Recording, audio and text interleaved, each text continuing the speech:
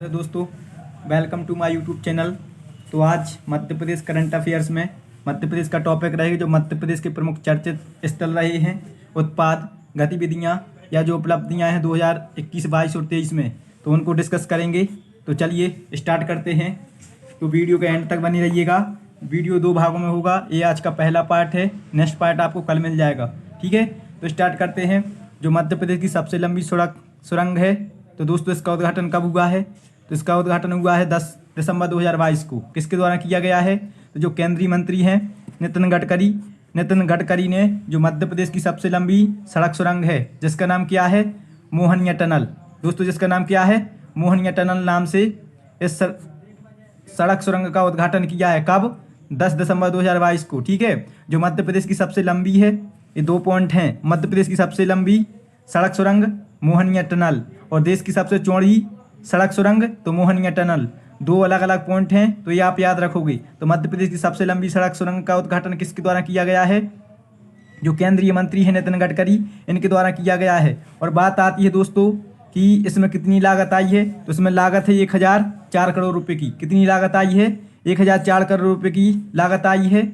और बात आती है कि जो सड़क सुरंग है तो ये कहीं ना कहीं किसी नेशनल हाईवे पर होगी। तो जो नेशनल हाईवे 39 है, 39, यह टनल उस पर स्थित है। नेशनल हाईवे 39 उस पर स्थित है जो किस झांसी से रांची के लिए जाता है। ठीक है, झांसी से रांची राष्ट्रीय राजमार्ग पर निर्मित की गई है, जो मध्य प्रदेश की सबसे लंबी सड़क सुरंग है और देश की सबसे चौड़ी सड़क सुरंग है, जिसका नाम क्या है दोस्तों? मोहनिया टनल। इसके बाद में बात की जाए कि नेक्स्ट चर्चित स्थल कौन सा है, तो बांधवगढ़ राष्ट्रीय उद्यान। आप सभी जानते हो कि टाइगरों के लिए प्रसिद्ध है, जिसका सर्वाधिक बाघ घनत्व है। हमने मध्य प्रदेश के नेशनल पार्क पढ़ाए थे, उसमें इसकी अपन ने इन डिटेल जानकारी बताई थी। आप चाहें तो वीडियो देख सकते हैं, डिस्क्रिप्शन में लिंक दे दूंगा। तो दोस्तों जो बांधवगढ़ राष्ट्रीय उद्यान है वो कहाँ पर है? उमरिया में है। ठीक है, मध्य प्रदेश के उमरिया जिले में है। और चर्चा का कारण क्या रहा है? तो दोस्तों चर्चा में इसके आने का कारण है कि जो बौद्ध धर्म की महायान शाखा है, बौद्ध यान की जो महायान शाखा है, उस संप्रदाय से संबंधित 26 बौद्ध गुफाओं को खोजा गया है। तो मोस्ट इंपोर्टेंट है, ये याद रखोगे आप। और बात की जाए दोस्तों कि ये गुफाएं कब से कब तक की हैं, तो ये गुफाएं 2 से लेकर 5वीं शताब्दी तक की हैं। कब से कब तक की हैं? 2 से लेकर 5वीं शताब्दी तक की हैं। तो चर्चा में आने का कारण यही है कि जो बौद्ध संप्रदाय की महायान शाखा की गुफाएं हैं वो यहाँ पर पाई गई हैं। इसके बाद में जो मध्य प्रदेश का दूसरा अभ्यारण्य बना है जिसको प्रोजेक्ट टाइगर रिजर्व में शामिल किया गया है। ठीक है, तो जो रानी दुर्गावती अभ्यारण्य है वह कहाँ पर आता है दोस्तों? दमोह जिले के अंतर्गत आता है। और चर्चा का कारण क्या है, चर्चित होने का कारण क्या रहा है? तो 14 अक्टूबर 2022 को, ये डेट याद रखोगे आप, 14 अक्टूबर 2022 को इसे टाइगर रिजर्व बनने की स्वीकृति मिली है। ठीक है, जिसका कितना एरिया है दोस्तों? 2339 वर्ग किलोमीटर एरिया को इसमें शामिल किया गया है। और इसके अंतर्गत कौन कौन से, तो जो नोरादेई अभ्यारण्य है और रानी दुर्गावती अभ्यारण्य है, इसके इन दोनों के क्षेत्र को शामिल किया गया है। तो ये आप याद रखोगे। और बात की जाए दोस्तों कि यह किस किस जिले के अंतर्गत है, तो यह सागर, दमोह और नरसिंहपुर जिले के क्षेत्र को टाइगर रिजर्व के अंतर्गत शामिल किया गया है। तो आप चर्चा होने का कारण याद रखोगे कि चर्चित होने का कारण क्या है। मोस्ट इंपोर्टेंट हैं जो वर्तमान में अभी एक्टिविटी हुई हैं, ये एग्जाम में आपको देखने के लिए मिलेंगी। इसके बाद में बात की जाए कि जो मध्य प्रदेश में देश का पहला संविधान पार्क बनाया जा रहा है वह कहाँ पर बनाया जा रहा है दोस्तों? देवास में बनाया जा रहा है। मध्य प्रदेश में देश का पहला, ठीक है, संविधान पार्क कहाँ पर? देवास में बनाया जा रहा है। आपसे पूछी जाए कि कितनी लागत है, तो 6 करोड़ रुपए की लागत से बनाया जा रहा है। बात की जाए कि क्षेत्रफल, तो दोस्तों एरिया है 25,000 वर्ग मीटर। कितना है एरिया? 25,000 मीटर। और बात की जाए कि कौन सी महोत्सव पर, तो जो आज़ादी का अमृत महोत्सव चल रहा है दोस्तों, उसके तहत देश का पहला संविधान पार्क देवास में निर्मित किया जा रहा है। और बात की जाए कि इस पार्क में क्या रहेगा दोस्तों, तो इस पार्क में 22 ऐसी मूर्तियां लगाई जाएंगी जिनका संविधान में उल्लेख किया गया है। कितनी मूर्तियां?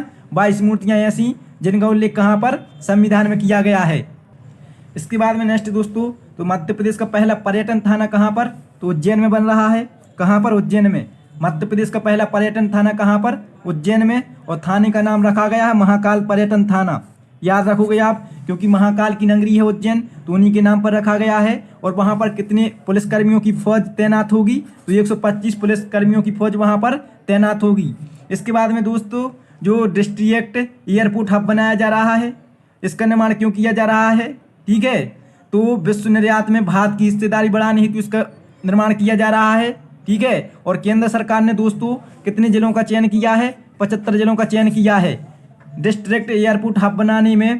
पहली बात तो इस किस लिए बनाया जा रहा है? तो जो विश्व निर्यात में भारत की हिस्सेदारी बढ़ाने के लिए बनाया जा रहा है। और दोस्तों इसमें केंद्र सरकार ने 75 जिलों को चिन्हित किया है, जिसमें से मध्य प्रदेश के 3 जिले ऐसे हैं जिनको डिस्ट्रिक्ट एयरपोर्ट हब में शामिल किया गया है। और वो 3 जिले कौन कौन से हैं? तो ग्वालियर, देवास और सीहोर।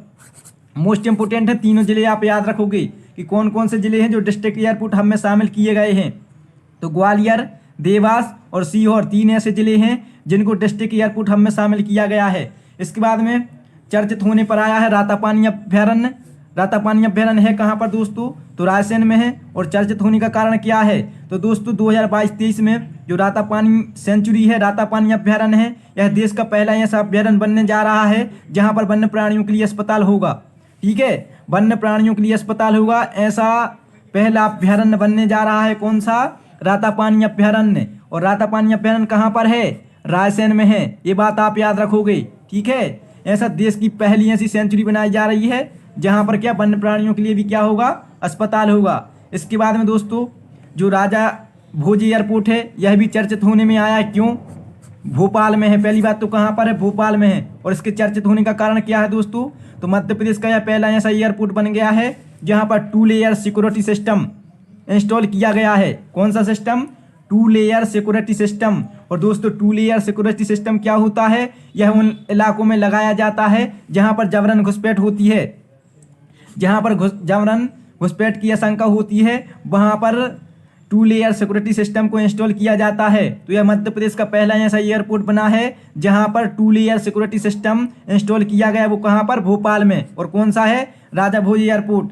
इसके बाद में दोस्तों चर्चित होने में आया है, अभी आपने हाल ही में देखा होगा कूनो राष्ट्रीय उद्यान। तो राष्ट्रीय उद्यान पर हमने दोस्तों डिटेल में वीडियो दे रखा है, आप चाहे तो डिस्क्रिप्शन में मैं लिंक दे दूंगा, तो आप देख लेना। तो कूनो राष्ट्रीय उद्यान कहाँ पर है? श्योपुर में है। पहली बात तो याद रखना कहाँ पर है? श्योपुर में। और चर्चित होने का विषय क्यों है? क्योंकि 17 दिसंबर 2022 को जो अपने देश के प्रधानमंत्री हैं नरेंद्र मोदी के द्वारा जो नामीबिया, जो अफ्रीका का एक देश है, नामीबिया से 8 अफ्रीकी चीतों को यहाँ पर छोड़ा गया है। जो 8 अफ्रीकी चीते थे दोस्तों, इनको कहाँ पर छोड़ा गया? कूनो राष्ट्रीय उद्यान में। और यही इसके चर्चित होने का कारण रहा है। इसके बाद में जो भारत का पहला इन्फेंट्री संग्रहालय है वह कहाँ पर खोला गया है? महू इंदौर में। ठीक है, कहाँ पर खोला गया दोस्तों? महू इंदौर में खोला गया है, जिसका उद्घाटन कब किया गया है? 16 दिसंबर 2022 को जिसका उद्घाटन किया गया है। और दोस्तों इस संग्रहालय में क्या होगा? तो इस संग्रहालय में 1747 से लेकर 2020 तक के जो इन्फेंट्री कोर के इतिहास हैं दोस्तों, यहाँ पर उसको संग्रहित किया जाएगा। जैसे मूर्तियाँ, भित्ति चित्र, फोटो गैलरी, वीरता और वीर सैनिकों के बलिदान आदि को यहाँ पर संरक्षित करके रखा जाएगा। इसके बाद में जो एशिया का पहला कागज कारखाना है, आप जानते हो नेपानगर बुरहानपुर में खोला गया था, लेकिन इसका फिर से लोकार्पण किया गया है। किसके द्वारा? केंद्रीय भारी उद्योग मंत्री है महेंद्र नाथ पांडे के द्वारा किया गया है 23 अगस्त 2022 को। इसमें क्या होगा दोस्तों? तो इसमें 2 प्रकार के पेपर तैयार होंगे, पहला न्यूज प्रिंट और दूसरा राइटिंग प्रिंटिंग पेपर। तो दोस्तों जवाहरलाल नेहरू ने इसे देश के लिए कब समर्पित किया था? तो 26 अप्रैल 1956 को यह जवाहरलाल नेहरू के द्वारा खोला गया था, जिसका फिर से लोकार्पण किया गया है, जो नेपानगर बुरहानपुर में है। ठीक है दोस्तों, नेक्स्ट वीडियो में अभी और भी ऐसे चर्चित स्थल हैं। रानी लक्ष्मीबाई की सबसे ऊंची प्रतिमा, मध्य प्रदेश का पहला पुलिस म्यूजियम, बहुत से ऐसे फैक्ट हैं जो हम आपको नेक्स्ट वीडियो में लेके आएंगे। तो आई होप आप लोगों को वीडियो अच्छा लगा होगा। तो वीडियो को लाइक, चैनल को सब्सक्राइब जरूर कीजिएगा, अपने दोस्तों में शेयर कीजिएगा और मिलते हैं नेक्स्ट वीडियो में। तब तक आप सभी के लिए जय हिंद।